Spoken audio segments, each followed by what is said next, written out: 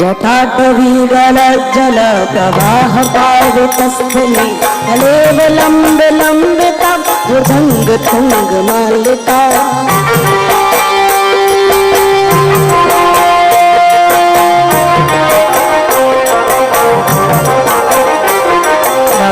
दमक दमक दमक नाथ भट डमरवय चकार चंड तांडवम तनु तनु शिवम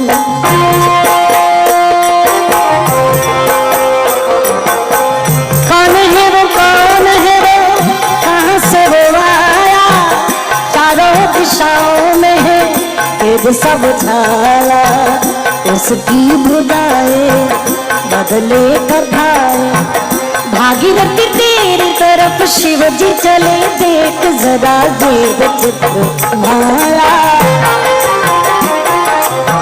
भागीरथी तेरी तरफ शिव जी चले देख जरा देव चित्र माया कौन है वो कहाँ से वो आया चारों दिशाओं में है तेज सब छाया उसकी भुजाए बदले कथाएं भागीरथी तेरी तरफ शिव जी चले देख जरा देव माया भागीरथी तेरी तरफ शिव जी चले देख जरा देव चित्र माया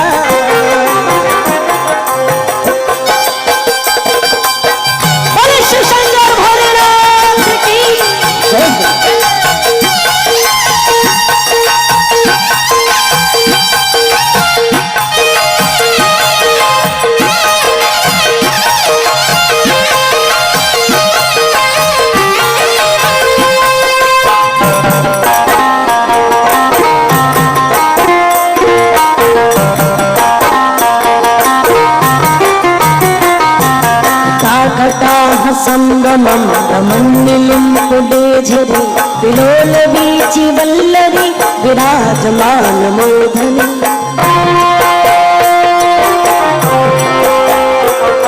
भगत भगत भगत जलल्लाथ तप्त पावती किशोर चंद्र शेखर रति रति क्षण मम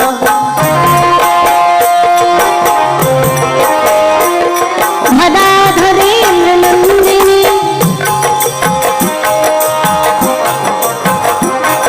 धराधरेन्द्र नंदिनी विलास बंधु बंधु रसपुरद्रगंत संतति प्रमोदमान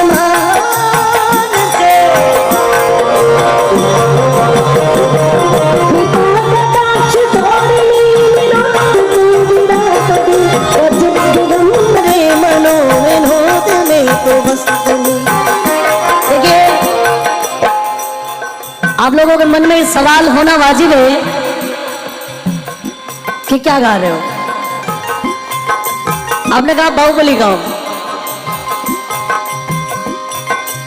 लेकिन ये बात बिल्कुल सही है कि शंकर भगवान से बड़ा बाहुबली भी कोई नहीं।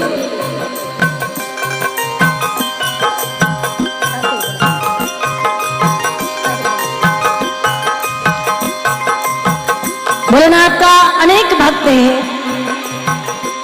सबका नाम याद नहीं है, एक नाम पूरी दुनिया को याद है और वो नाम है, ज्यादा प्रेशर मत दो दिमाग में, बोलूंगा, वो नाम है रावण का। रावण भोलेनाथ का बहुत बड़ा भक्त था। रावण ने भक्ति की, भक्ति करते करते रावण भोलेनाथ का प्रिय भक्त बन गया। एक दिन रावण भोलेनाथ के दर्शन के लिए गया तो भोलेनाथ बहुत पसंद थे और रावण जब सामने गया तो भोलेनाथ ने कहा, जा भाग, मैं तेरी भक्ति पर बहुत प्रसन्न हूं, ये सोने की लंका मैं तुझे वरदान में देता हूं। रावण को भोलेनाथ ने सोने की लंका दे दी। रावण जब लंका आया तो उसकी पूरी नगरी सोने की बनी हुई। रावण की भक्ति और प्रकट हो गई और ज्यादा हो गई। और प्रगाढ़ हो गई। बोले भोलेनाथ कितने भोले हैं, भक्त को ये आशीर्वाद दिया। रावण की भक्ति बढ़ी, लेकिन थोड़ा अहंकार भी साथ में बढ़ गया कि मैं सोने की लंका का मालिक हूं। रावण दूसरी बार जब भोलेनाथ के दर्शन के लिए गया तो दूसरी बार और भोलेनाथ को भांग रहे नशे में डोकरो मस्त था।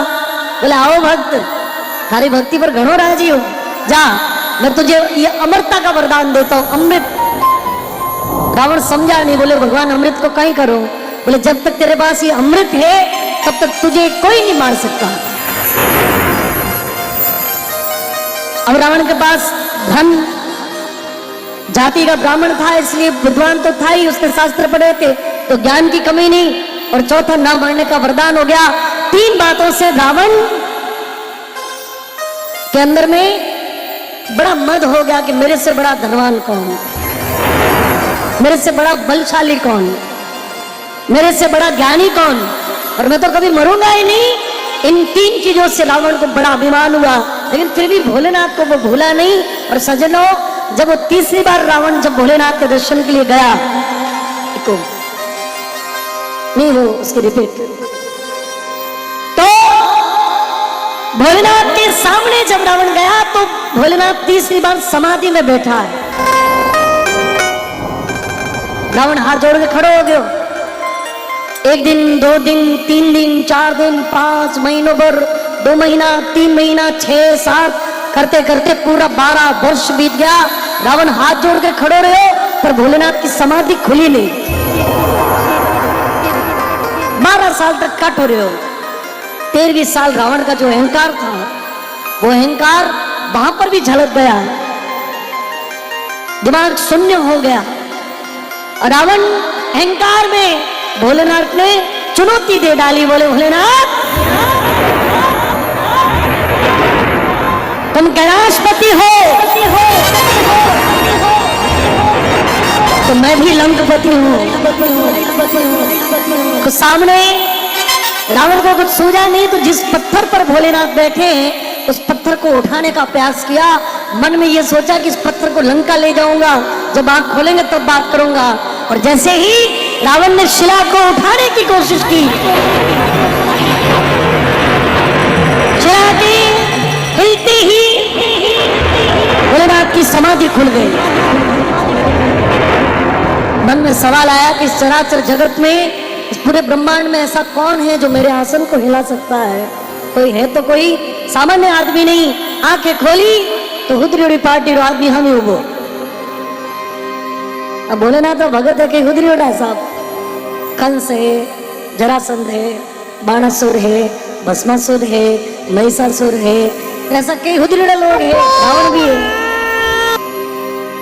लेकिन भोलेनाथ के मन में ये आया कि इसका अहंकार है, और ये अहंकार यदि यहाँ समाप्त नहीं हुआ तो ये दुनिया में त्राही त्राही करेगा। कहा जाता है कि बाबा ने बैठे बैठे अपने दाहिने पैर के अंगूठे को थोड़ा सा दबाया, शिला वापस दबनी शुरू हो गई। रावण ने और ताकत लगाई, भोलेनाथ की उस अंगूठी मात्र से शिला जब नीचे आई, रावण ताकत लगाता रहा, और एक दिन रावण का बल समाप्त हो गया, रावण थक गया। और जैसे ही थका, शिला जब नीचे आई तो रावण भी उस शिला के नीचे, उस पत्थर के नीचे आधा दब गया।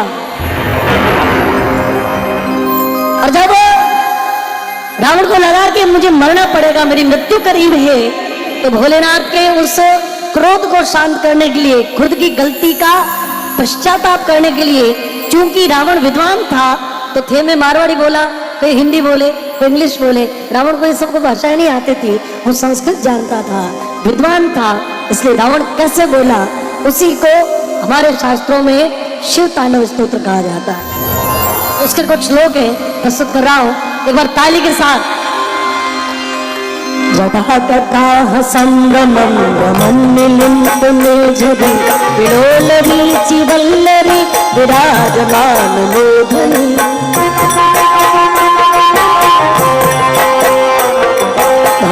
भगत भगत जलल्ललाट तप्त तावते किशोर चंद्रशेखरे रति रति क्षणं मम।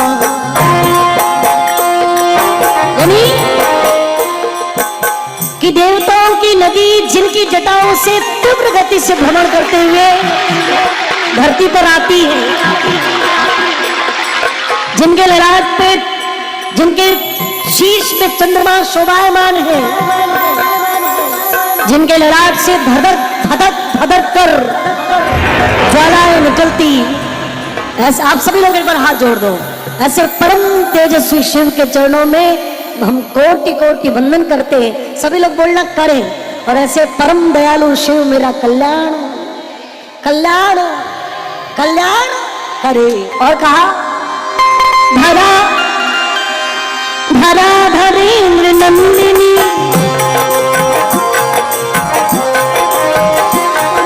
धरा धरेन्द्र नंदिनी, विलास बंधु बंधु रसपुरत दिगंत संतति तमोगणान्ते,